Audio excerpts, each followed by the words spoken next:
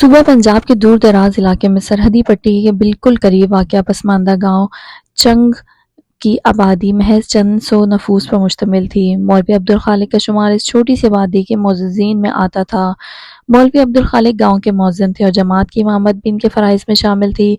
ان کی جنہیں لوگ گاؤں والے عقیدت سے بڑے امام صاحب کہتے تھے، مولوی عبدالخالق سے پہلے ہی وہ اذان اور نماز پڑھایا کرتے تھے۔ بڑے امام صاحب دیندار آدمی تھے، لیکن انہوں نے دنیا کا دامن بھی نہیں چھوڑا تھا اور بحسن خوبی دین اور دنیا میں توازن قائم رکھے ہوئے تھے۔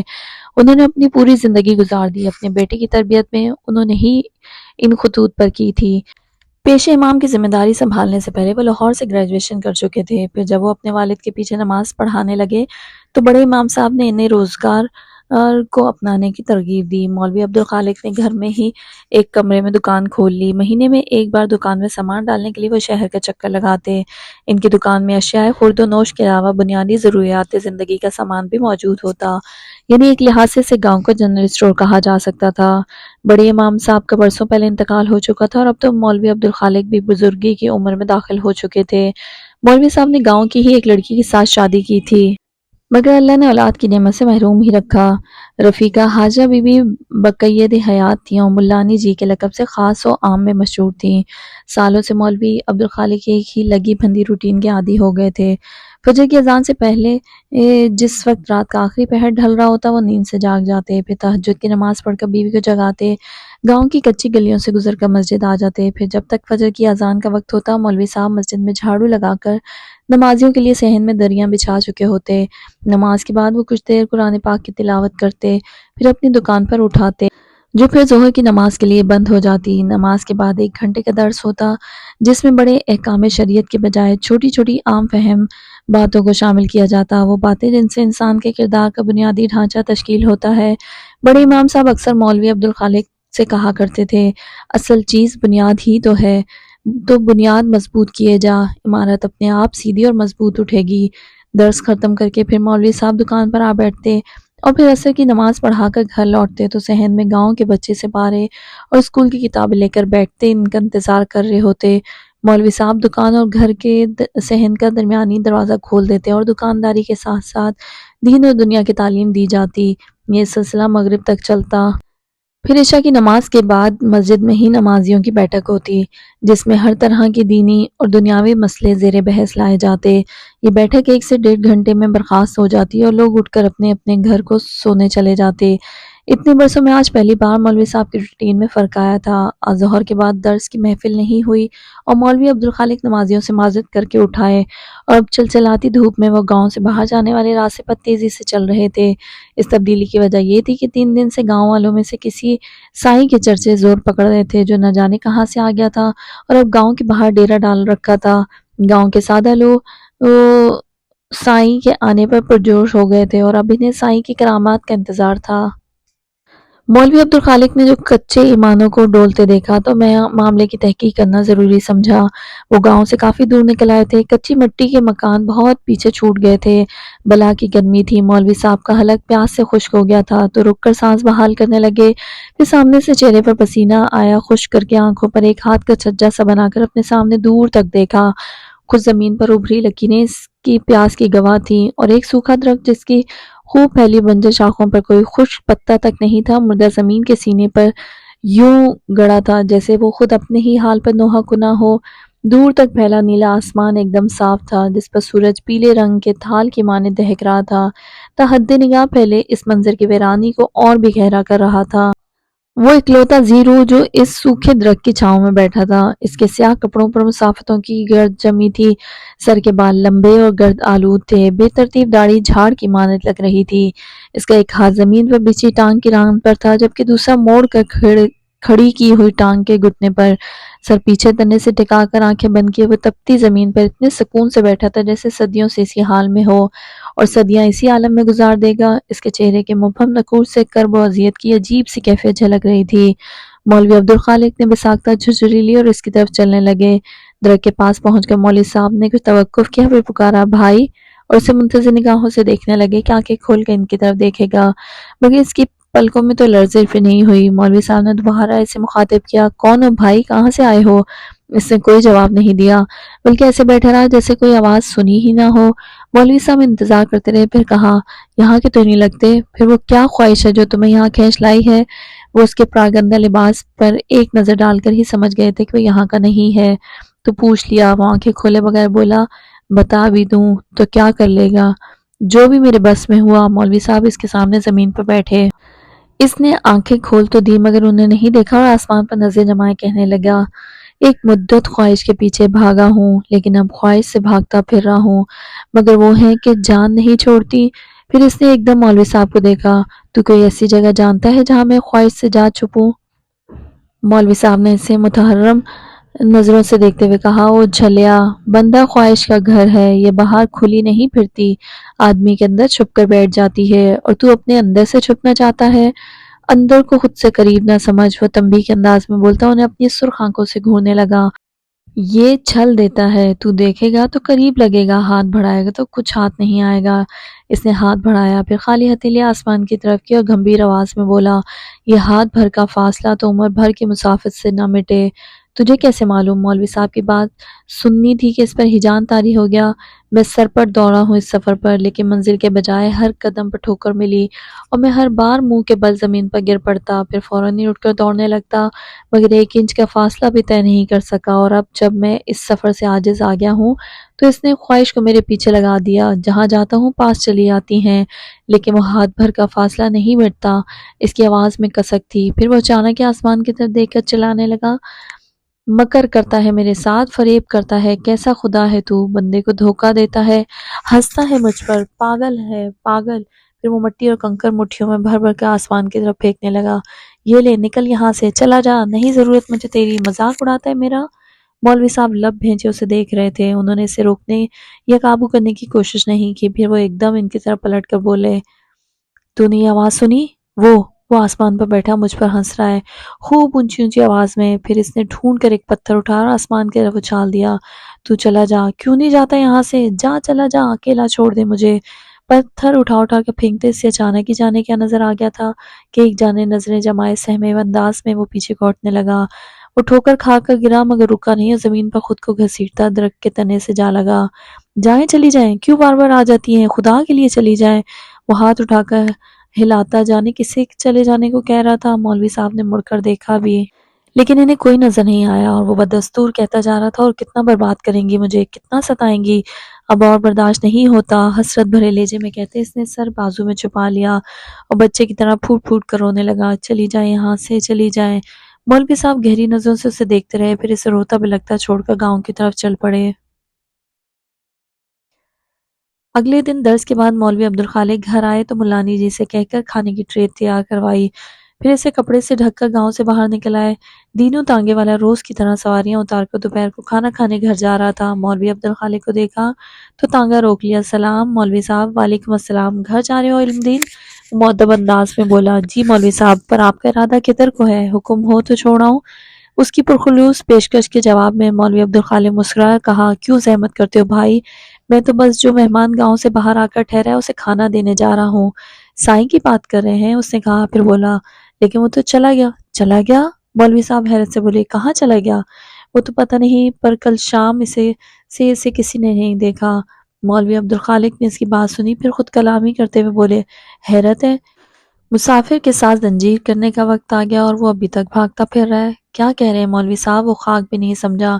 مولوی صاحب اسی سے لاتعلق اپنی سوچ میں ڈوبے رہے، پھر نظر اٹھا کر اس کے الجھن بھرے چہرے کو دیکھا اور کہا وہ کہیں نہیں جا سکتا علمدین، اس کا سفر تمام ہوا، اب وہ جتنا بھی بھاگ لے اسے لوٹ کر یہیں آنا ہے۔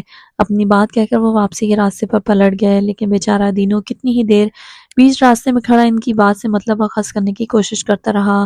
اگلے دن پھر مولوی صاحب درس کے بعد گھر آئے تو کھانے کی ٹرے بنوا کر ہاتھوں میں اٹھائے باہر آ گئے، مگر آج بھی انہیں ٹرے اسی طرح گھر واپس لے جانی پڑی۔ تیسرے دن بھی وہ ٹرے گاؤں سے باہر لے کر نکل آئے۔ وہ دور سے ہی دیکھ چکے تھے کہ درخت کے پاس کوئی نہیں تھا۔ ان کے ماتھے پر شکنیں ابھر آئیں، آج واپسی کے لیے قدم موڑتے ہوئے ان کے چہرے پر تردد تھا۔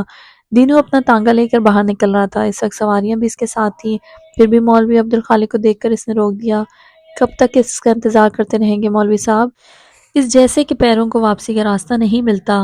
وہ بھید سے بولے، تجھے کیا لگتا ہے علم دین، وہ یہاں صرف صورت دکھانے آیا تھا؟ اس کا یہاں آنا طے ہے، اب چاہے اس کے پیروں کو واپسی کا راستہ نہ ملے۔ جس نے اس کی تقدیر لکھی ہے وہ خود سے اسے تھام کر یہاں لے آئے گا۔ وہ اپنی بات کہہ کر چلتے چلے گئے اور دینو ایک بار پھر شش و پنج میں مبتلا ہو گیا۔ کس سوچی پہ گیا دینو، چل پڑ، شامو شامے واپس بھی آنا ہے۔ پیچھے بیٹھے شخص نے اسے ٹہکا دیا تو وہ کی آواز نکالتا تانگا بڑھا کر لے گیا۔ مغرب کی نماز کا وقت ہو چکا تو مولوی صاحب دکان بند کر کے بچوں کو پڑھاتا چھوڑ کر مسجد آ گئے۔ وضو کر کے اذان دی، پھر باجماعت نماز کی امامت کروائی اور دعا مانگ کر تسبیح کے دانے گراتے گھر کی طرف چل پڑے۔ 14-15 سال کا لڑکا بھاگتا ہوا مولوی صاحب چلاتے ان کے پیچھے آ رہا تھا۔ مولوی صاحب نے سنا تو رک گئے اور پلٹ کر اسے دیکھنے لگے۔ وہ قریب آیا تو پوچھنے لگے، کیا بات ہے منور علی؟ وہ اتھل پتھل سانسوں کے بیچ جلدی میں بولا، دینو تانگے والے آپ کے مہمان کے ساتھ حکیم جی کی دکان پہ بیٹھا ہے، اس نے کہا تھا آپ کو خبر کر دوں۔ مولوی عبدالخالق حیران سے کہنے لگے، میرے مہمان کون ہو سکتا ہے اور علم دین کو کہاں مل گیا؟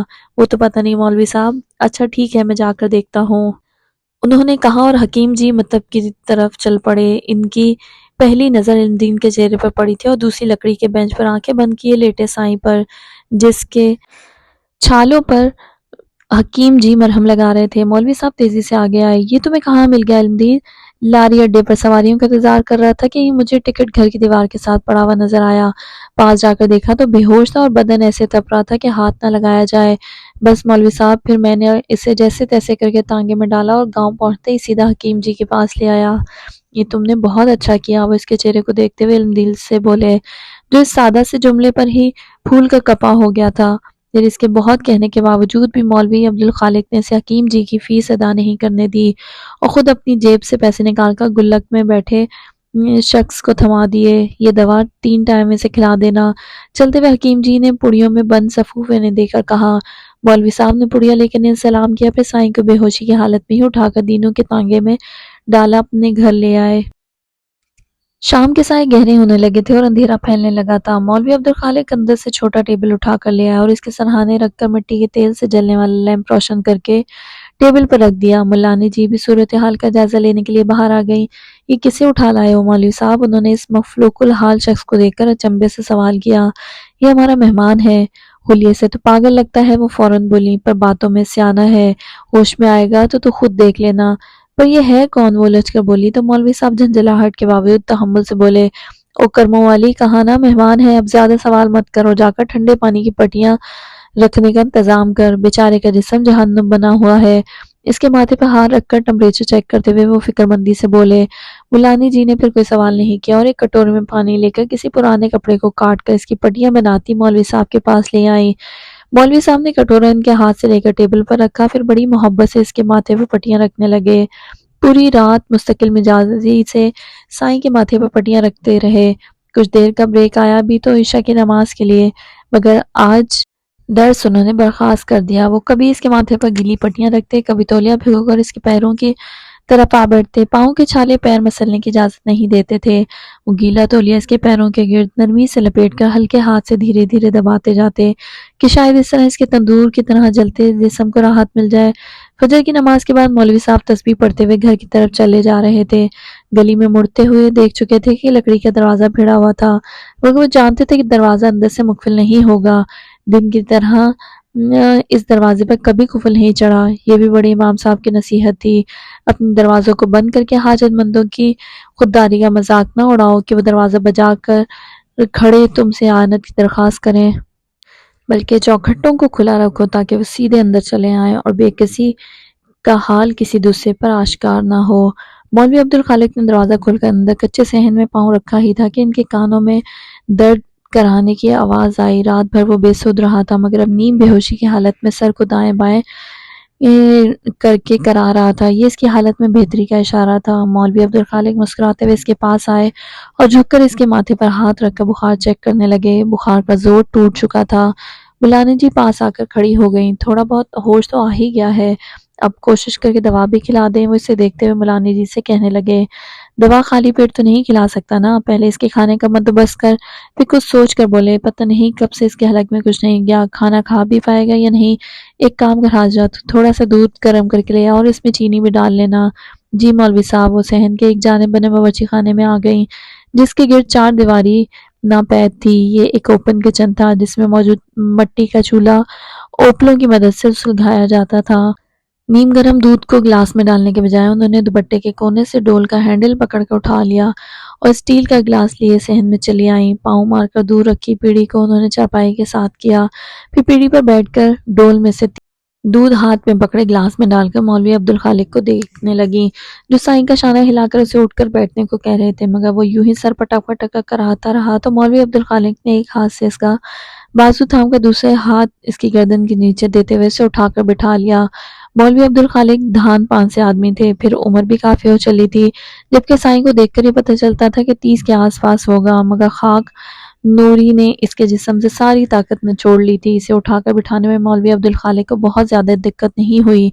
وہ بیٹھ چکا تو مولوی عبدالخالق نے مولانی جی کے ہاتھوں سے گلاس لے کے اس کے ہونٹوں سے لگایا، مگر نیم بے ہوشی کے باوجود اس نے گلاس ہاتھ مار کر دور کر دیا، جس سے دودھ چھلک کر مولوی صاحب کے ہاتھوں اور کپڑوں پر گر پڑا تو وہ ڈپٹ کر بولے، تم ہی جھلنا ہی ہے، رازق سے جھگڑا سمجھ میں آتا ہے پر رزق سے کیا ناراضگی ہے، چل پی جا چپ چاپ۔ اس نے اپنی نیم غنودہ آنکھوں سے انہیں دیکھا جن میں سرخ ڈورے تیر رہے تھے۔ ان آنکھوں کی وحشت ناکی دیکھ کر مولانی جی تو گھبرا ہی گئی، مگر مولوی عبدالخالق ذرا متاثر نہ ہوئے اور کہا، ایسے کیا گھورتا ہے؟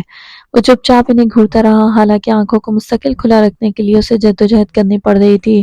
پھر بھی تھوڑی تھوڑی دیر بعد اس کی پلکیں چھپک جاتی، یہ لے دودھ پی، پھر دوا بھی کھانی ہے۔ انہوں نے ایک بار پھر دودھ کا گلاس اس کے ہونٹوں سے لگا دیا۔ اس بار اس نے مزاحمت نہیں کی، مگر کمزوری اتنی زیادہ تھی کہ ایک ایک گھونٹ حلق سے نیچے اتارنے کے لیے اسے ہر بار دوسرا گھونٹ بھرنے سے پہلے توقف کرنا پڑتا۔ جب وہ پورا گلاس خالی کر چکا تو مولوی عبدالخالق نے گلاس مولانی جی کو دے کر اور دودھ ڈالنے کا اشارہ کیا، پھر گلاس اس کے منہ سے لگایا تو اس نے گلاس اپنے ہاتھوں میں لے لیا۔ دوسرا گلاس پہلے گلاس سے کم وقت میں ختم ہو گیا۔ تیسرا گلاس بھر کر اسے پکڑاتے انہوں نے ایک پڑیا کھول کر اس کے ہاتھ میں ڈال دی اور کہا، یہ دوا ہے، کھا لے۔ اس نے بلا چو چرا کیے وہ پڑیا حلق میں جھاڑ کر چند گھونٹ بھرے، پھر گلاس واپس کر کے چارپائی پر گر سا گیا۔ وہ پورا دن اس نیم بے ہوشی کیفیت میں گزرا۔ رات ہوئی تو مولوی عبدالخالق اپنی چارپائی کو اٹھا کر اس کی چارپائی کے پاس لے آئے۔ ارادہ تھا کہ پچھلی رات کی طرح رات بھر جھاگ کر اس کا خیال رکھیں گے۔ آدھی رات تک وہ جاگے، مگر اس عمر میں اتنی مشقت کی جسم اجازت بھی تو نہیں دیتا، بلکہ ابھی کل کی تھکن باقی تھی۔ وہ تو کچھ دیر کمر سیدھی کرنے کے ارادے سے لیٹے تھے پر آنکھ لگ گئی۔ حسب عادت تہجد کے وقت آنکھ کھلی تو ہڑبڑا کر اٹھ بیٹھے۔ گردن موڑ کر سائیں کی چارپائی پر نظر ڈالی تو وہاں کوئی نہیں تھا۔ انہوں نے فوراً بیرونی دروازے کی طرف دیکھا جو چوپٹ کھلا تھا۔ بڑی پکی ضد لگائی ہے، وہ بڑبڑائے، پھر اٹھ کر دروازہ بند کر کے صحن میں اس طرف آ گئے جہاں ہینڈ پمپ لگا تھا اور ایک ہاتھ سے پمپ چلاتے بالٹی میں وضو کے لیے پانی جمع کرنے لگے۔ دوپہر میں ظہر کی نماز کے بعد در سے فارغ ہو کر وہ گھر لوٹے تو گرمی سے برا حال تھا۔ حالانکہ سر پر پہنی ٹوپی کے اوپر انہوں نے صافہ بھی لپیٹ رکھا تھا، پھر بھی لگ رہا تھا جیسے دماغ کھول رہا ہو۔ گھر میں داخل ہوتے ہی انہوں نے آواز لگائی، حاجرہ ایک گلاس پانی پلا دے۔ پانی لانے کا کہہ کر وہ رکے نہیں اور صحن کے آخر میں بنے دو کمروں میں سے ایک میں گھس کر اندر چارپائی پر بیٹھ گئے۔ بجلی کا تو کوئی وجود ہی نہیں تھا۔ وہ تکیے پر رکھا پنکھا اٹھا کر ٹوپی اور صافہ سائیڈ میں رکھتے ہاتھ سے پنکھا جھلنے لگے۔ چند لمحوں بعد ہی مولانی جی ہاتھ میں گلاس لیے کمرے میں آ گئی۔ انہوں نے مولانی جی کے ہاتھ سے گلاس لے لیا، منہ تک بھی لے گئے لیکن ہونٹوں سے نہ لگا سکے۔ کمرے کی ٹھنڈی نیم تاریک فضا میں بیٹھے انہیں اس کا خیال آ گیا، جو اس تپتی دوپہر میں کھلے آسمان کے نیچے بیٹھا ہو تو کچھ دل سارا ہوگا۔ کیا بات ہے مولوی صاحب، آپ پانی کیوں نہیں پیتے؟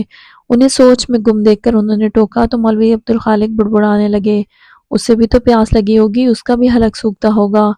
کون مولوی صاحب، کس کی بات کر رہے ہیں؟ وہ ناسمجھی سے پوچھنے لگی، لیکن مولوی عبدالخالق جواب دیے بغیر باہر نکل آئے، مٹکے سے پانی جگ میں انڈیلا اور گلاس پکڑ کر دروازے سے نکل گئے۔ انہوں نے دور سے ہی اسے ٹنمن درخت کے سائے میں بیٹھا دیکھ لیا تھا۔ اطمینان کا سانس لیتے انہوں نے اپنی رفتار بڑھا دی۔ وہ سر جھکا کر بیٹھا انگلی سے زمین پر لکیریں کھینچ رہا تھا۔ جب وہ گلاس اس کے سامنے رکھتے وہ زمین پر بیٹھے تو اس کی تپش کا احساس ہوا۔ فوراً پیروں پر ہوتے انہوں نے اسے دیکھا جو اس جھلستی زمین پر اتنے اطمینان سے بیٹھا تھا جیسے ایئر کنڈیشن روم میں مخملی نشست پر بیٹھا ہو۔ اس نے سر اٹھانے کی زحمت نہیں کی، بس پلکیں اٹھا کر ایک سرسری سی نظر ان پر ڈالی اور پھر سے اپنے مشغلے میں مشغول ہو گیا۔ صبح سے دوپہر ہو گئی، سورج سر پر چڑھ آیا، اس گرمی سے تو زمین خشک ہو جائے، تیرا حلق بھی سوکھ رہا ہوگا، چل 2 گھونٹ پانی پی لے۔ انہوں نے بہت پیار سے اسے پانی پیش کیا مگر اس نے توجہ نہیں دی۔ او جھلیا، ظلم ہر حال میں برا ہے، مگر اپنی ذات پر بدترین ہے، کیونکہ اپنی ذات پر روا رکھے جانے والا ظلم انسان کو بے حس بنا دیتا ہے، اور جو تو بے حس ہو جائے وہ انسان نہیں رہتا، آدمی ہو جاتا ہے۔ صرف آدمی یہ ہونے سے جانور ہونا بہتر ہے۔ اپنے مرتبے کو پہچان، صرف آدمی ہونا قبول مت کر۔ دل جلے انداز میں اسے سمجھاتے ہوئے انہوں نے پانی کا گلاس اسے پکڑایا، گلاس ہاتھوں میں لے کے اس کی طرف بڑھاتے ہوئے کہا، لے پکڑ اور خود پر قہر نہ توڑ۔ اس نے ایک نظر ان کے باریش چہرے کو دیکھا، پھر ان کے ہاتھ میں پکڑے گلاس کو، گلاس ان کے ہاتھ سے لے لیا، مگر اس میں سے پانی پینے کے بجائے ہاتھ اونچا کر کے گلاس کو اتنا غور سے دیکھنے لگا جیسے وہ اسٹیل کا گلاس کانچ کا ہو، جس کے شفاف پردے سے وہ پانی کا معائنہ کر رہا ہو کہ آیا پانی صاف بھی ہے کہ نہیں۔ پھر اس نے بہت عجیب سی حرکت کی، آہستگی سے گلاس الٹتے ہوئے اس نے سارا پانی زمین پر گرا دیا۔ اس کے بعد گلاس نیچے رکھا اور اسی ہاتھ سے جگ اٹھا کر پانی گلاس میں ڈیلنے لگا۔ اس کے بعد گلاس کو اسی طرح اونچا کر کے پانی زمین پر گرا دیا اور پہلی حرکت دہرانے لگا۔ پھر تیسری بار اس نے جگ کی طرف ہاتھ بڑھایا تو مولوی صاحب چپ نہ رہ سکے۔ یہ تم کیا کر رہے ہو؟ آرزو کو خاک کر رہا ہوں، وہ ان کی طرف دیکھ کر بولا، پھر دوسرے ہاتھ میں گلاس اٹھا کے ان کی آنکھوں کے سامنے کرتے ہوئے کہا، یہ جستجو کا برتن ہے اور انسان اس برتن کو آرزو سے بھر دیتا ہے۔ اس نے بولتے ہوئے گلاس پانی سے لبالب بھرا، مگر آرزو کی قسمت میں تکمیل نہیں، آرزو کی تقدیر ہے کہ خاک ہو جاتی ہے اور جستجو کا برتن خالی رہ جاتا ہے۔ اس نے جگ رکھ کر گلاس سیدھے ہاتھ میں لیا، پھر ہاتھ اونچا کرتے ہوئے دھیرے دھیرے پانی زمین پر گرا دیا اور خالی گلاس کو دیکھتا ہوا بولا، جتنی بار اس برتن کو بھرو گے اتنی بار خالی ہو جائے گا۔ یہاں صدیوں سے یہی ہوتا چلا آ رہا ہے، جستجو باقی رہ جاتی ہے اور آرزو خاک ہو جاتی ہے۔ اس کے چہرے پر محظوظ سی مسکراہٹ تھی، مگر پھر بولتے بولتے اچانک ہی وہ افسردہ ہو گیا۔ جستجو کا خالی برتن زیادہ وزندار ہوتا ہے، وہ گلاس کو دیکھتے ہوئے تعصب بھری آواز میں بولا، تو پھر جیسے اس کا دل اس کھیل سے اچاٹ ہو گیا، گلاس زمین پر لڑکھڑاتا پرجلال آواز میں گرج کے بولا، کیوں آتا ہے تو یہاں مت آیا کر۔ مولوی صاحب ذرا متاثر نہ ہوئے اور گہری نگاہوں سے اس کے بگڑے ہوئے چہرے کو دیکھتے رہے، پھر گھمبیر لہجے میں بولے، باہر کی آگ بس اسے نہیں جلاتی جس کے اندر آگ لگی ہو، تیرے اندر کون سی آگ ہے؟ اس کی آنکھوں میں قہر کی جگہ کرب نے لے لی اور وہ اپنے سینے کو مسلتے ہوئے بولا، یہاں عشق کی بھٹی سے لگ رہی ہے۔ اس کی آواز میں وہ آنچ تھی جیسے سچ مچ سے اس کا سینہ جل رہا ہو۔ پھر بیچارگی سے بولا، پر بجھنے پر اس کا دھواں نظر نہیں آئے گا، باہر آگ لگے تو شعلے بھڑکتے ہیں، دھواں اٹھتا ہے اور بربادی آنکھوں سے نظر آتی ہے، پر اندر آگ لگ جائے تو چنگاری بھی نہیں سلگتی اور سب کچھ خاکستر ہو جاتا ہے، کچھ باقی نہیں بچتا اور کسی کو کانوں کان خبر تک نہیں ہو پاتی کہ کیا کچھ تھا جو تباہ ہو گیا اور تو اس آگ پر پانی ڈالنے لایا ہے۔ وہ طنز سے بول کر مذاق اڑاتے ہوئے لہجے میں وہ کہنے لگا، مجھے جھلا کہتا ہے، نادان تو خود ہے، اس آگ کو بجھانے آیا ہے جو جلتی ہی نہیں ہے، صرف جلاتی ہے۔ تیز لہجے میں بولتا وہ اچانک کھوس آ گیا، پھر دھیمی آواز میں کہنے لگا، وہ کہتی تھی عشق وہ آگ ہے جو جلائے تو راکھ نہیں کرتا، فنا کر دیتا ہے، جا چلا جا یہاں سے اور دوبارہ ادھر نہ آنا، یہاں فنا کا عمل جاری ہے۔ پھر انہیں نظر انداز کا توجہی انداز میں انگلیوں کے ناخن سے زمین کھرچنے لگا۔ وہ پھر بھی بیٹھے اسے دیکھتے رہے کہ شاید وہ کچھ کہے، مگر وہ چپ ہی رہا تو مولوی صاحب اللہ اکبر کہتے گھٹنوں پر ہاتھ رکھ کر اٹھ گئے۔ نور الہدیٰ کے لیے دن رات کا فرق مٹ گیا تھا، انہوں نے خود کو بے تحاشا کام میں الجھا لیا۔ ایسے میں 2 گھڑی کی فرصت میسر آ جاتی تو خود بھی حیران ہونے لگتے، انہوں نے کب اس طرز زندگی پر زندگی گزارنی تھی۔ اس تیز رفتاری سے ہی گھبرا کر وہ لندن سے پاکستان آئے تھے اور اب لگتا تھا وہ آنکھوں پر پٹی باندھے اندھا دھند دوڑتے چلے جا رہے ہیں، کدھر ہیں اور کہاں جا رہے ہیں کچھ خبر نہیں۔ ابھی گارمنٹس والی فیکٹری ڈھنگ سے اسٹیبلش بھی نہیں ہوئی تھی کہ وہ ٹیکسٹائل کے بزنس میں بھی آ گئے اور اب وہ ایکسپورٹ امپورٹ کے لیے پر تول رہے تھے۔ کارپوریٹ سیکٹر میں لوگ کہنے لگے تھے کہ نور الہدیٰ فاروقی ایک ہی جست میں سارا دریا پار کر لینا چاہتے ہیں۔ کون جان پاتا کہ جو سودا انہیں چین نہیں لینے دیتا وہ تو کچھ اور ہی ہے، وہ تو خود سے اور اس کی یادوں سے خود کو بچانا چاہتے تھے جو ہر لمحہ ان کے گھات میں رہتی تھی۔ گھر سے باہر تو فرار کے کئی راستے تھے، مگر گھر میں قدم رکھتے ہی ان کی یادیں انہیں نرغے میں لے کر بے بس کر دیتی تھیں۔ گھر لوٹنے کا خیال ہی انہیں خوفزدہ کر دیتا، وہ خود کو بے نام مصروفیتوں میں الجھائے رکھتے، مگر گھر تو لوٹنا ہی پڑتا تھا۔ انہوں نے انٹرس کا دروازہ کھول کر اندر قدم رکھنا ہی تھا کہ نظر نہ چاہتے ہوئے بھی لاؤنج کے صوفے پر ٹک جاتی اور ان کی یادوں نے ان کی انگلیوں میں دبا سگریٹ مسل کر بجھاتے ہوئے ایک جانب اچھال دیا۔ ایک تم جو نہیں ہو تو لگتا ہے کچھ نہیں۔ اس عکس کو دیکھتے ہوئے انہوں نے ہر روز کی طرح یہ الفاظ پھر سے دہرائے، پھر دروازے کے آگے بنے اسٹیپ پر بیٹھے اور دونوں ہاتھوں پر سر گرا دیا۔ صاحب، بہت دیر گزر گئی تھی۔ بہادر کی آواز پر انہوں نے سر اٹھا کر دیکھا۔ کھانا لگا دوں؟ انہیں خاموش دیکھ کر بہادر نے پوچھا۔ وہ کہنا چاہتے تھے کہ انہیں بھوک نہیں، پھر خیال آیا بھوک تو صبح بھی نہیں تھی، پر انہوں نے ناشتہ کیا تھا، کل رات کا کھانا بھی بھوک کے بغیر ہی کھا لیا تھا، بلکہ ملیحہ کے انتقال کے بعد سے ہی ان کی بھوک پیاس مر گئی تھی۔ اب وہ بھوک لگنے پر نہیں گھڑی دیکھ کر کھانا کھاتے تھے، اور صرف بھوک ہی کیوں، ان کا تو ہر احساس ہی مر گیا تھا، بلکہ کبھی کبھی تو وہ محسوس کرنے لگتے کہ جیسے وہ بھی مر گئے ہیں، مگر پھر بھی وہ جیے جا رہے تھے۔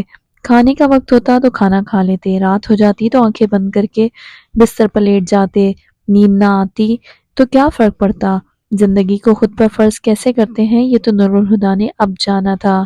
لگا دو، کچھ توقف کے بعد انہوں نے یوں سوچ کر جواب دیا تھا جیسے بہادر نے کوئی مشکل سوال کر لیا ہو۔ وہ اٹھ کر فریش ہونے اپنے کمرے میں چلے گئے۔ فریش ہو کر کپڑے تبدیل کرنے کے بعد وہ ڈائننگ روم میں چلے آئے۔ بہادر بڑی خاموشی سے کھانا لگا رہا تھا۔ کیا بات ہے بہادر صاحب، آج کل کھانا کم کھا رہے ہیں؟ وہ پہلے جیسی بشاشت سے بولے۔ بہادر نے ہاتھ روک کر اچنبے سے انہیں دیکھ کر کہا، نہیں تو پھر تمہاری آواز کیوں کم نکلتی ہے؟ میں تو سمجھا تھا توانائی کے اسراف سے پرہیز کر رہے ہو، اور تمہارے بولنے کی رفتار سے تو ملیحہ جیسی کول مائنڈڈ لڑکی بھی غصے میں آ جاتی تھی۔ ملیحہ کا ذکر کرتے ہوئے ان کا لہجہ سرسری سا تھا، لیکن بہادر ملیحہ کا نام سن کر ہی اداس ہو گیا تھا۔ اسی لیے تو بولتا تھا صاحب، شرارت کرتا تھا ان سے، اور بیوی صاحب بھی جانتی تھی، پھر بھی کبھی مذاق کرنے سے نہیں روکا۔ بہت اچھی تھی وہ، مجھے بہت یاد آتی ہیں۔ پھر خیال آتا ہے ہم تو نوکر ذات ہیں، کرنل صاحب کی تو بیٹی تھی، وہ انہیں کتنا یاد کرتے ہوں گے، ہر وقت تو بیوی صاحب کی تصویر دیکھ کر روتے رہتے ہیں۔ ملک صاحب اتنا سمجھاتے ہیں، صبر کرنے کو کہتے ہیں، پر صبر بھی تو ایک دم سے نہیں آ جاتا۔ ایک ہی تو اولاد تھی ان کی، وہ بھی نہیں رہی، ان کے دل پر جو گزرتی ہوگی وہ تو وہی جانے۔ اماں کہتی ہیں اولاد کا دکھ قبر تک ساتھ جاتا ہے، اللہ ان کے حال پر رحم کریں۔ اس نے جھرجھری لی اور کانوں کو ہاتھ لگانے لگا، اور اپنے آگے رکھے کھانے کو گھورتے نور الہدیٰ کے اندر کی بے چینی کو بہادر نے انجانے میں ہی ہوا دے دی تھی۔ بہادر جی صاحب، وہ برتن رکھ کر کچن میں جا رہا تھا۔ نور الہدیٰ نے اس کا نام پکارا تو پلٹ آیا۔ بابا جان نے کھانا کھایا تھا؟ نہیں صاحب، وہ تو صبح سے دروازہ بند کر کے بیٹھے ہیں، دروازہ بجانے پر بھی نہیں کھولا۔ کھانا کیا کھائیں گے؟ ان کی بے چینی پریشانی میں بدل گئی۔ تم نے مجھے پہلے کیوں نہیں بتایا؟ اسے سرزنش کرتے نور الہدیٰ فوراً اٹھ گئے، لیکن بابا جان کے دروازے کے باہر کھڑے وہ دستک کے لیے ہاتھ نہیں اٹھا پائے۔ پیچھے ہٹتے ہوئے انہوں نے بہادر کو اشارہ کیا، اس سے آگے آ کر دروازہ بجانے کے ساتھ ہی آواز لگائی، دروازہ کھولیے کرنل صاحب۔ مگر دروازہ کھلا نہ ہی اندر سے کوئی آواز سنائی دی۔ اس نے پھر دستک دی، دروازہ کھولیے۔ اس بار بھی جواب نہیں آیا۔ نور الہدیٰ کی پیشانی پر سلوٹیں ابھر آئیں۔ بہادر جاؤ اور کمرے کی چابی لے کر آؤ فوراً۔ وہ سر ہلا کر چابی لانے چلا گیا۔ نور الہدیٰ نے پریشانی میں ہی دروازے کے آگے 2-3 چکر کاٹے، پھر مضطرب سا ہو کر دروازہ بجا ڈالا۔ بابا جان دروازہ کھولیں۔ ملیحہ کی ڈائری کو سینے سے لگائے راکنگ چیئر پر نیم دراز بابا جان سکتے کسی حالت میں آتش دان کی اوپر لگی ملیحہ کی تصویر کو دیکھتے جا رہے تھے۔ بہادر کے دروازہ بجانے اور پھر دروازہ کھولنے کے لیے کہتی ہوئی اس کی آواز کو سن کر بھی ان کے جسم میں کوئی رد عمل نہیں ہوا۔ کچھ پل کے وقفے سے دوبارہ دستک ہوئی، ساتھ ہی نور الہدیٰ کی آواز بھی سنائی دی۔ نور الہدیٰ، ان کے جسم میں کرنٹ دوڑ گیا۔ ملیحہ کی ڈائری کو سنبھال کر وہ تیزی سے اٹھے اور دروازہ کھول دیا۔ ملیحہ کی موت کے بعد آج نور الہدیٰ اپنی دوسری بار ان کے دروازے تک آئے تھے۔ بابا جان ایسے ان کی طرف دیکھ رہے تھے جیسے بیٹا پردیس سے لوٹا ہو۔ آؤ بیٹا اندر آ جاؤ۔ اندر آنے کو کہتے ہوئے وہ انہیں راستہ دینے کے لیے سامنے سے ہٹ گئے۔ انہیں اپنی طرف بےتابی سے دیکھتا پا کر نور الہدیٰ کا بھی دل پگھلنے لگا تھا۔ انہیں اس کے سوا اور کچھ یاد نہیں رہا کہ وہ تو باپ کے سائے سے محروم ہو گئے تھے، مگر بابا جان نے ان کی زندگی میں اس محرومی کو ٹکنے نہیں دیا۔ ان کا جی چاہا کہ بابا جان سے لپٹ جائیں کہ تبھی وہ نور الہدیٰ کو راستہ دینے کے لیے ان کے سامنے سے ہٹے تھے، اور ملیحہ کی تصویر نور الہدیٰ کی آنکھوں کے سامنے آ گئی۔ پل بھر میں ان کے چہرے کے تاثرات بدل گئے۔ انہوں نے کمرے میں قدم نہیں رکھا۔ دروازے میں کھڑے کھڑے ہی انہوں نے نظروں کا زاویہ بدل کر بابا جان کو دیکھا۔ انہیں موت سے چند لمحے پہلے ملیحہ کی نم آنکھوں کی لرزش یاد آ گئی تھی۔ بابا جان کی سوجھی ہوئی آنکھوں پر انہیں رحم کیسے آتا؟ اپنی اس حالت کے لیے یہ خود ہی ذمہ دار ہیں۔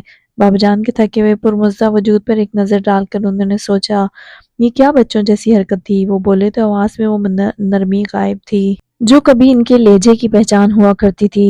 کیا تم جانتے ہو نور الہدیٰ کہ کسی مجرم کو سزا دینے سے پہلے اس کا منہ کالا کر کے چوراہے پر کیوں گھمایا جاتا ہے؟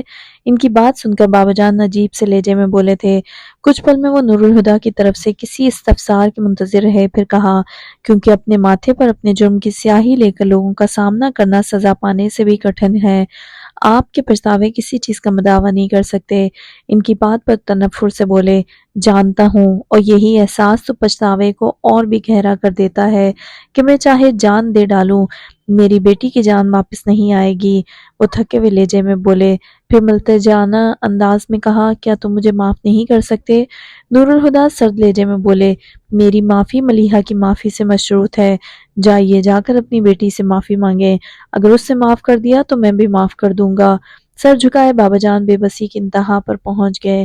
ایک بات اور، انگلی اٹھا کر نور الہدیٰ کہنے لگے، برائے مہربانی آئندہ اس قسم کی حرکت کر کے مجھے پریشان مت کیجیے گا۔ پھر ان کا رد عمل دیکھنے کے لیے وہ رکے نہیں۔ ان میں اتنی ہمت ہی نہیں تھی کہ بابا جان کے کھنڈر ہوئے وجود کو ایک سیکنڈ بھی اور دیکھ پاتے۔ اپنے کمرے میں آ کر وہ چپل اتارے بغیر بیڈ پر گر گئے اور آنکھیں بند کر لیں۔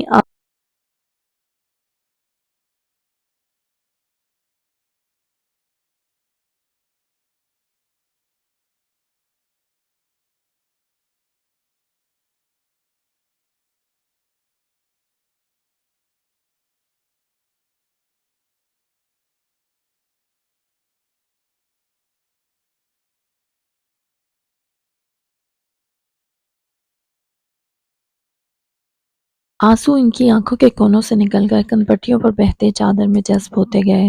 محبتوں کا حسن اسی صورت قائم رہتا ہے جب یہ ہاتھ پر ہاتھ ڈالے ایک ہی سفر پر گامزن ہوں، لیکن اگر محبتیں آپس میں نبردآزما ہو جائیں تو بڑی تباہی لاتی ہیں۔ انہی مارکوں نے ملیحہ کی زندگی تباہ کی تھی، اور اب نور الہدیٰ کے در پہ تھی۔ محبت کا سحر ہو یا قہر، بچ پانا آسان نہیں۔ مولوی عبدالخالق اس خاننما برباد کے پاس سے اٹھ کر تو آئے، مگر دوبارہ اس کے پاس جانے سے خود کو روک نہ پائے۔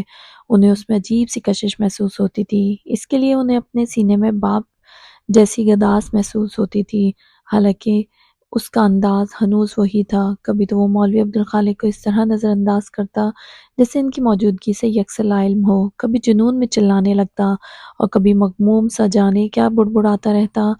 مولوی صاحب نے کبھی اس کی کیفیت میں دخل نہیں دیا۔ وہ ایک سامع کی حیثیت سے اس کے پاس آتے تھے اور اس کی بے ربط باتوں کو بڑے دھیان سے سنتے تھے، جیسے وہ کوئی اہم بیان دے رہا ہو، اور اگر اس کا ایک بھی پوائنٹ مس ہو گیا تو گڑبڑ ہو جائے گی۔ پھر تنہائی میں بیٹھ کر اس کی باتوں کو سوچتے ہوئے الجھنے لگتے کہ اس کے ذہن میں پڑی گرہ کو کھولنے کے لیے کوئی سرا ہاتھ آتا دکھائی نہیں دیتا تھا، مگر وہ صبر کے ساتھ بڑے غیر محسوس انداز میں اپنی تلاش جاری رکھے ہوئے تھے۔ تو پھر آ گیا؟ اس نے مولوی عبدالخالق کو دیکھا تو گھورا۔ لہجہ ایسا تھا جیسے کہہ رہا ہو بڑا ڈھیٹ ہے۔ مولوی عبدالخالق اس کے لہجے کو محسوس کر کر مسکرائے۔ کیا کریں، دل لگ گیا ہے تیرے ساتھ، جب تک 2 گھڑی تیرے پاس نہ بیٹھ جاؤں چین ہی نہیں آتا۔ صاف لگ رہا تھا کہ وہ اس کی جھنجھلاتی شکل دیکھ کر محظوظ ہو رہے ہیں۔ اس نے تب کر رخ پھیر لیا تو مولوی صاحب بدستور مسکراتے ہوئے بولے، بلکہ مجھے تو لگتا ہے تیرا بھی دل لگ گیا ہے۔ کہاں تو صحرا نوردی کو نکلا تھا اور اب 4 مہینے ہو گئے ہیں یہاں سے ہلنے کا نام ہی نہیں لیتا۔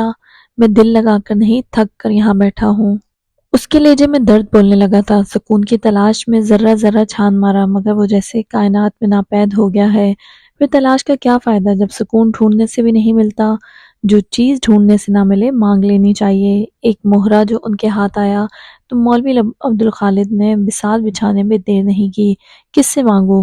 اس نے پوچھا، ساتھ ہی ان کے متوقع جواب کو سوچ کر اس کی تیوریاں بھی چڑھ گئیں۔ اللہ سے؟ ان کے لہجے میں سکون تھا۔ اس کی آنکھیں آگ اگلنے لگی۔ جو مانگا وہ دیا نہیں، اب اور کیا مانگوں؟ اس نے بپھر کر کہا، پھر کرب سے آنکھیں میچ کر سر پیچھے درخت کے تنے سے ٹکا دیا۔ پر میں تو اس پر بھی راضی تھا، کوئی شکایت نہیں کی، ہاں مگر دونوں ہاتھ اٹھا کر سکون مانگا تھا، وہ بھی اپنے لیے نہیں، ان کے لیے۔ پر اس نے کیا کیا؟ اس نے تڑپ کر آنکھیں کھولتے ہوئے گردن سینے تک لٹکائی اور سر کو دائیں بائیں جھٹکنے لگا۔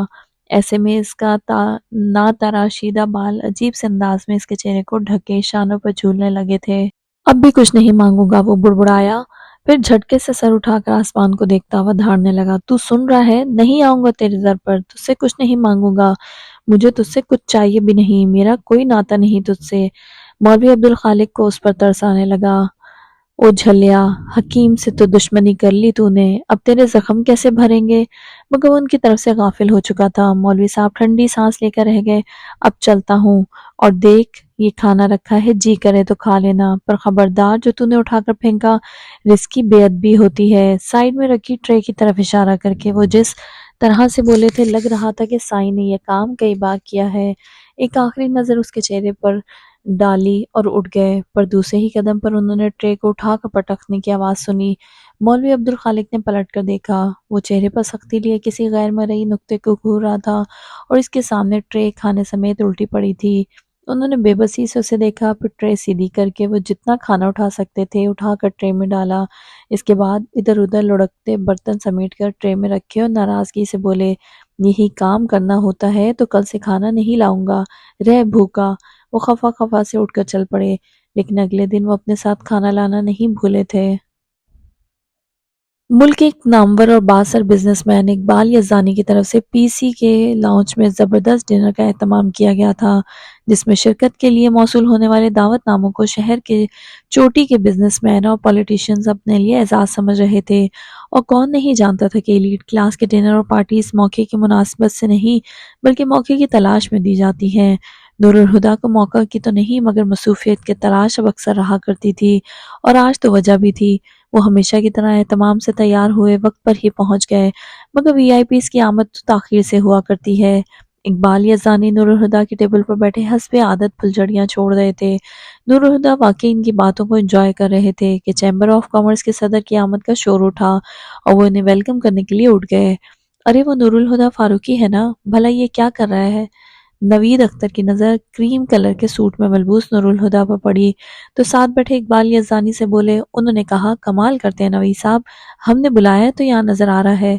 کمال تو آپ نے کیا ہے یزدانی صاحب، یہ لڑکا جیسے بزنس فیلڈ میں آیا ابھی جمعہ 8 دن بھی نہیں ہوئے، آپ اسے پرسنلی انوائٹ کر رہے ہیں؟ ان کے لہجے میں نور الہدیٰ کی تحقیر کے ساتھ ساتھ اقبال یزدانی کے لیے طنز بھی تھا، جسے محسوس کر کے بھی انہوں نے برا نہیں مانا بلکہ ہنس کر بولے، یہی سوچیے نوید صاحب، اگر ہم نے بلایا ہے تو اس لڑکے میں کچھ خاص بھی ہوگا۔ کیا خاص ہو سکتا ہے اس کل کے بچے میں؟ وہ بدستور طنز کر رہے تھے۔ خاصیت کی بات کی آپ نے تو کیا یہ خاصیت کم ہے کہ چیمبر آف کامرس کا صدر اسے اس کے نام سے جانتا ہے؟ وہ اپنی شگفتگی بھرے انداز میں ان کے طنز کا جواب دے کر بولے تھے، اور اس برجستگی پر ایک زوردار قہقہ گونجا تھا۔ ساتھ والے ٹیبل پر بیٹھی لڑکیاں جو بآسانی اس گفتگو سے مستفید ہو رہی تھیں، وہ بھی ان کے جملے پر مسکرانے لگیں۔ اقبال انکل تو نور الہدیٰ سے بڑے امپریس لگ رہے ہیں، ایک نے مسکراہٹ روک کر تبصرہ کیا تو دوسری بولی، صرف اقبال انکل ہی کیوں، اقبال انکل کی بیٹی بھی نور الہدیٰ فاروقی سے کافی متاثر ہے، کیوں مریم؟ شرارت سے کہتے ہوئے اس نے ساتھ بیٹھی لڑکی کو ٹہوکا دیا جس کی نظریں مستقل نور الہدیٰ پر جمی تھیں۔ اپنی فرینڈز کی بات پر مسکراتے ہوئے اس نے کافی کا گھونٹ بھرا، پھر کپ نیچے رکھ کر دوبارہ نور الہدیٰ کو دیکھنے لگی تو بلو ایوننگ گاؤن میں ملبوس لڑکی مصنوعی فکرمندی سے بولی، کنٹرول یور سیلف مریم، تم کہاں اس زاہد خشک کے چکر میں پڑ رہی ہو جو کسی کو بھاؤ ہی نہیں دیتا؟ ویسے بھی سنا ہے موصوف لینڈ لارڈ ہیں اور یہ زمیندار قسم کے لوگ ذرا ٹیڑھی خیر ہوتے ہیں۔ میں بھی یہ سوچ رہی ہوں کہ یہ شخص مجھے اس طرح سے اپنی طرف اٹریکٹ کیوں کر رہا ہے، شاید پاس جاؤں تو کچھ پتہ چلے۔ پرسوچ انداز میں کہہ کر وہ اٹھ کھڑی ہوئی تو اسی لڑکی نے اس کا بازو پکڑ کر روکتے ہوئے کہا، کہاں جا رہی ہو؟ اس نے ایک ادا سے شانوں سے ذرا نیچے لٹکتے بے حد سیاہ بالوں کو جھٹک کر کہا، نور الہدیٰ کے پاس۔ پھر چنچل سی مسکراہٹ کے ساتھ اپنا بازو چھڑا کر اسی ہاتھ سے اس کا گال تھپکتی، ہائی ہیل سے کھٹ کھٹ کا شور کرتی نور الہدیٰ کے ٹیبل کے پاس آ کر کھڑی ہو گئی۔ پھر بڑے دل آویز انداز میں نور الہدیٰ کو مخاطب کر کے کہا، گڈ ایوننگ مسٹر فاروقی۔ نور الہدیٰ اپنے ساتھ بیٹھے لوگوں سے باتوں میں مصروف تھے، وہ چونک گئے۔ اسے آنکھوں میں شوخی لیے زیر لب مسکراتی اپنا دایاں ہاتھ بڑھائے کھڑی تھی۔ نور الہدیٰ نے بیٹھے بیٹھے ہی اسے گڈ ایوننگ کہا اور اس کا کومل سا ہاتھ پل بھر کو تھام کر چھوڑ دیا۔ I am Maryam Yazdani, daughter of Iqbal Yazdani. وہ خود ہی اپنا تعارف کروانے لگی تو نور الہدیٰ نے ہلکی سی مسکراہٹ کے ساتھ کہا، آپ سے مل کر خوشی ہوئی۔ مجھے بھی خوشی ہوئی نور الہدیٰ۔ وہ ایک دم ہی مسٹر فاروقی سے نور الہدیٰ پر آ گئی۔ پھر بے تکلفی سے کہا، کیا ہم کچھ دیر بات کر سکتے ہیں؟ میرا خیال ہے ہم اس وقت بھی بات ہی کر رہے ہیں۔ ان کی بات پر وہ بے ساختہ ہنس پڑی۔ مجھے حاضر جواب لوگ پسند ہے۔ نور الہدیٰ نے اس کے ڈومینیٹنگ اسٹائل کو محسوس تو کیا، مگر وہ ان کے میزبان کی بیٹی تھی، یعنی لحاظ سے خود بھی میزبان تھی، اور نور الہدیٰ اس وقت اس کے مہمان۔ انہیں منع کرنا اچھا نہیں لگا تو اٹھ کر اس کے ساتھ ساتھ چلتے باہر کھلی فضا میں چلے آئے۔ ہاں تو اپنے بارے میں کچھ بتائیے۔ چلتے ہوئے وہ ان کے سامنے آ کر کھڑی ہوئی اور اس طرح سے جیسے ان پر اپنی موجودگی کو جتا رہی ہو، جو اس کے ساتھ چلتے ہوئے بھی اس سے بے نیاز لگ رہے تھے۔ نور الہدیٰ سے دیکھ کر مسکرائے۔ نام تو آپ جانتی ہیں، اور کیا بتاؤں؟ نام سے زیادہ کچھ نہیں جانتی، اس لیے جو دل کرتا ہے بتا دیجئے۔ نام سے زیادہ جان کر آپ کریں گی کیا؟ وہ گریزاں ہوئے۔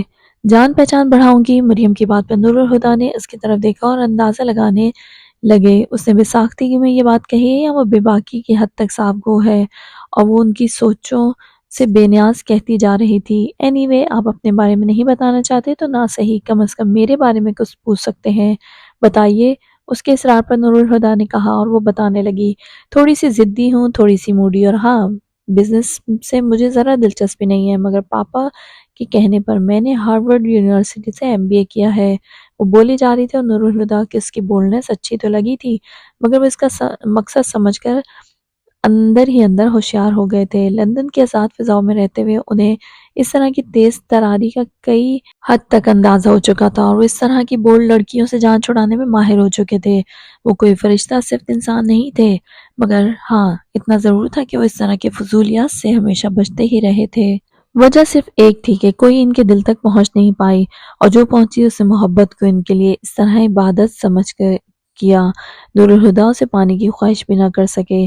آپ سے بات کر کے اچھا لگا، لیکن اب اجازت دیجیے، مجھے جانا ہوگا۔ نور الہدیٰ اس سے جان چھڑانا چاہا۔ ادھر وہ سمجھ کر بھی حیران ہو کر بولی، ایکسکیوز می، آپ کو یہاں ڈنر پر بلایا گیا ہے اور آپ ڈنر کے بغیر جانا چاہتے ہیں؟ مجبوری ہے، مجھے ایک بے حد ضروری کام سے جانا ہے۔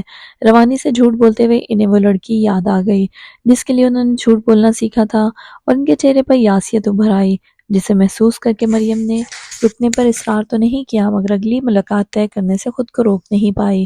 10 دن بعد نیو ایئر نائٹ ہے، تو ہم نیو ایئر نائٹ پر مل رہے ہیں، ڈن؟ کہہ کر اس سے وعدہ لینے کے لیے اپنا دائیں ہاتھ ان کی طرف بڑھایا۔ نور الہدیٰ نے اسے دیکھا، پھر اس کا ہاتھ تھام کر بولے، بائے۔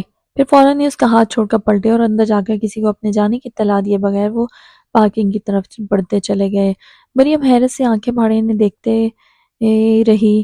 اس سے یقین ہی نہیں آیا کہ وہ اتنے آرام سے اس کی انسلٹ کر کے جا چکے ہیں۔ پھر ایک دم ہی اسے نور الہدیٰ پر غصہ آیا اور پیر پٹک کر اندر چلی گئی۔ سرد اور تاریک رات اس ویرانے میں اتر چکی تھی۔ سیاہ رنگ آسمان پر نہ چاند چمک رہا تھا، نہ تارے ٹمٹما رہے تھے۔ پھر تاروں کو دیکھنے کے لیے وہاں تھا بھی کون؟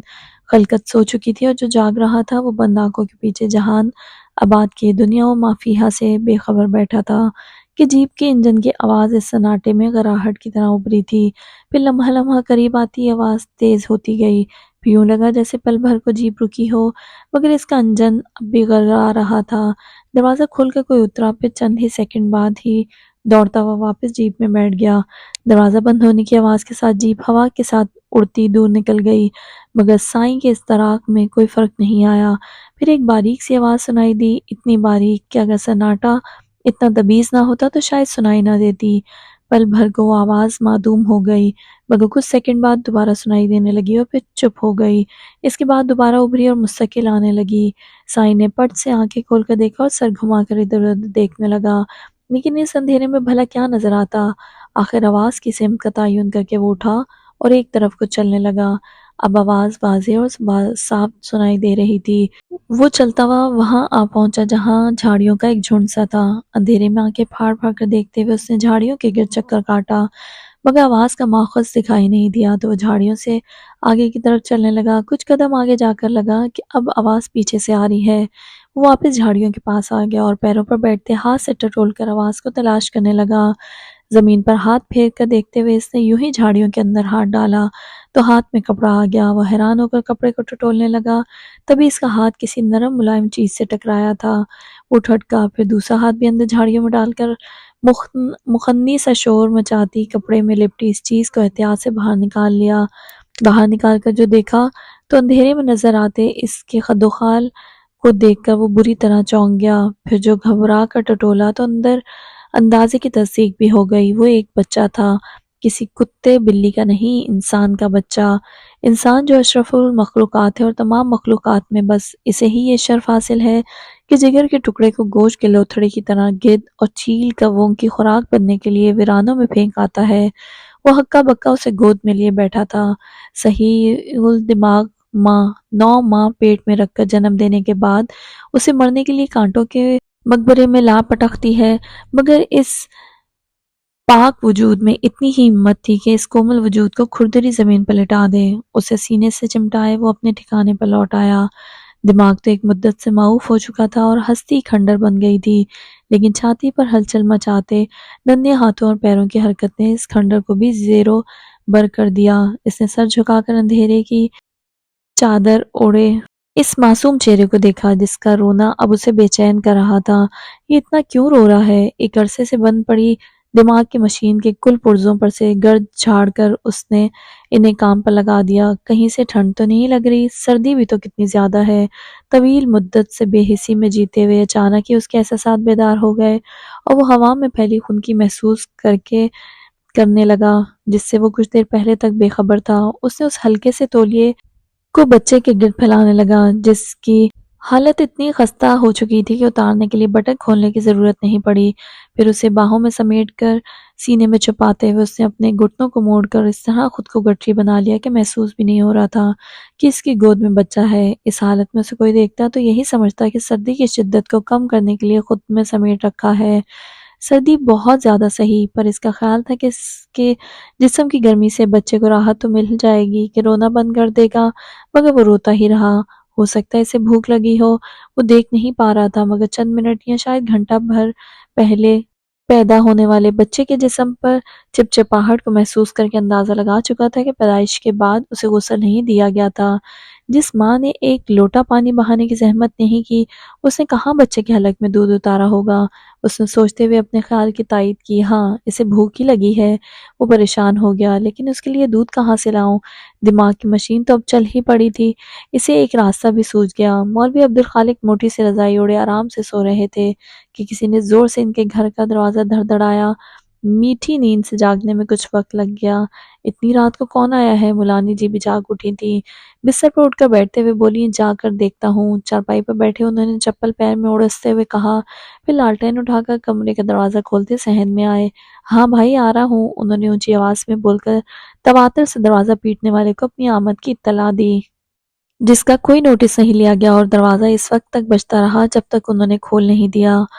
او تو ہے؟ لالٹین کی روشنی میں آنے والے کا چہرہ دیکھ کر وہ حیرت سے بولے، پھر اس کا بازو پکڑ کر اندر کرتے ہوئے بولے، چل اندر آ جا۔ وہ دروازے کے کنڈے میں زنجیر اٹکا کر پلٹے تو وہ ان کے پیچھے کھڑا تھا۔ او جھلیا، ادھر کیوں کھڑا ہے؟ کمرے میں آ جا، بڑی ٹھنڈ ہے۔ پھر اسے ساتھ لیے کمرے میں چلے آئے جس کا اوپری دھڑ بھرنا تھا اور ایک پوٹلی سی اس نے بازوؤں میں چھپا رکھی تھی۔ کمرے میں آ کر اس نے اپنے بازو ڈھیلے کیے تو بچے کی جھلک دیکھ کر چارپائی کے سرہانے دوپٹہ اٹھا کر اوڑھتی مولانی جی کے ہاتھ رک گئے۔ یہ کس کا بچہ اٹھا لایا ہے؟ انسان کا، اس نے متانت سے اطلاع دی، پر تجھے کہاں سے ملا؟ مولوی صاحب کی حالت بھی مولانی جی سے مختلف نہیں تھی۔ جھاڑیوں میں سے سبحان اللہ، مولوی صاحب ایسے لہجے میں بولے جیسے یقین نہ آیا ہو۔ اسے بھوک لگی ہے۔ وہ ان کی کیفیتوں کی پرواہ کیے بغیر بچے کی طرف اشارہ کر کے بولا جو بھوک سے بے قدر نڈھال ہو چکا تھا کہ اب رو بھی نہیں پا رہا تھا۔ مولوی صاحب اب بھی پریشان تھے، مگر بچے کی بھوک کا سن کر بولے، حاجرہ اٹھ دودھ لے کر آ۔ پر مولوی صاحب اس سے تو یہ پوچھ لیں کہ کس کا بچہ اٹھا لایا ہے، وہ بھی پتہ چل جائے گا، تو دودھ تو لے آ۔ پر وہ اٹھی نہیں۔ ان کی نظر بچے پر جمی تھی جسے گود میں لیے سائیں چارپائی پر بیٹھا تھا۔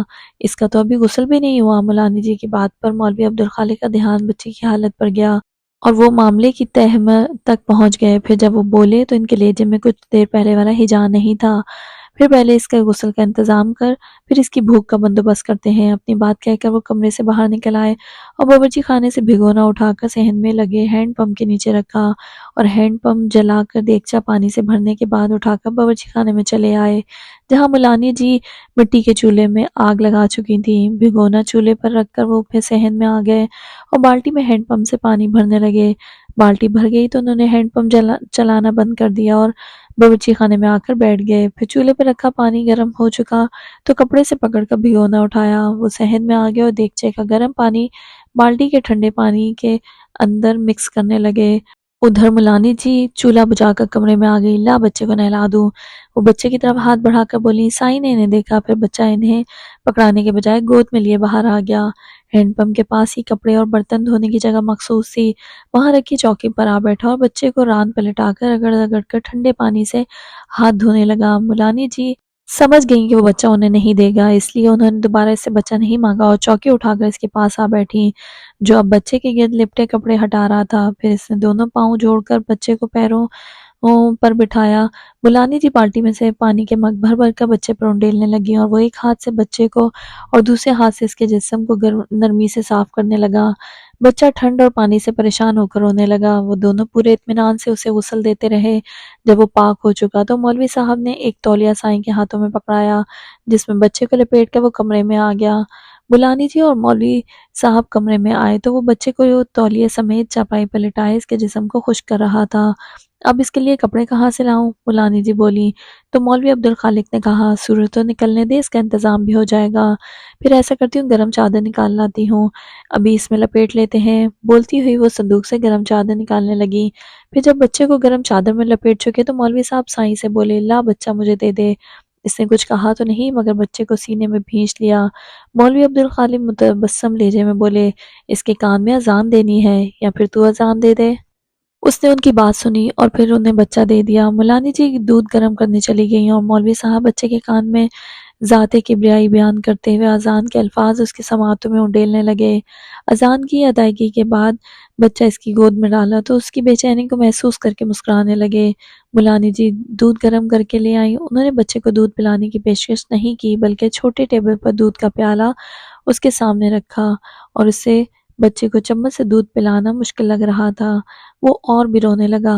آخر کئی بار ناکام کوششوں کے بعد بچے کے حلق میں دودھ کے چند قطرے ہی چلے گئے۔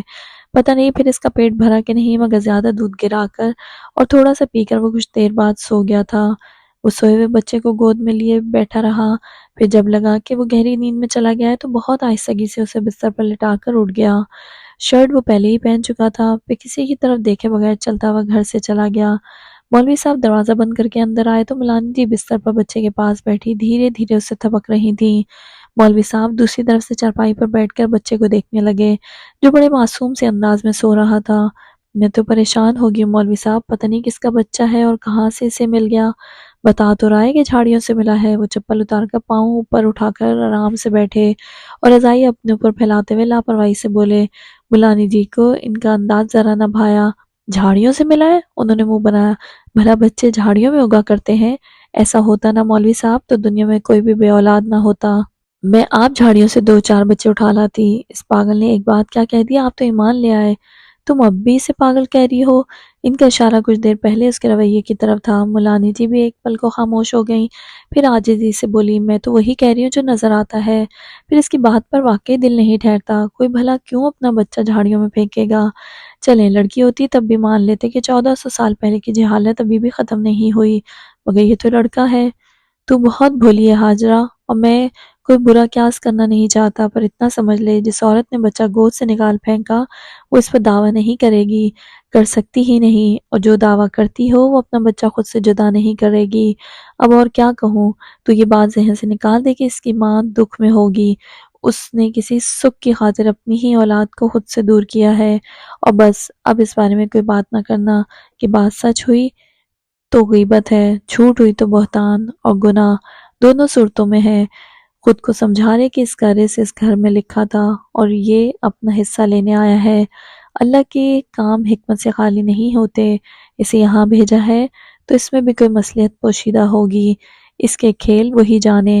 تہجد کا وقت ہو چکا تھا۔ اپنی بات ختم کر کے مولوی صاحب وضو کے لیے اٹھ کھڑے ہوئے۔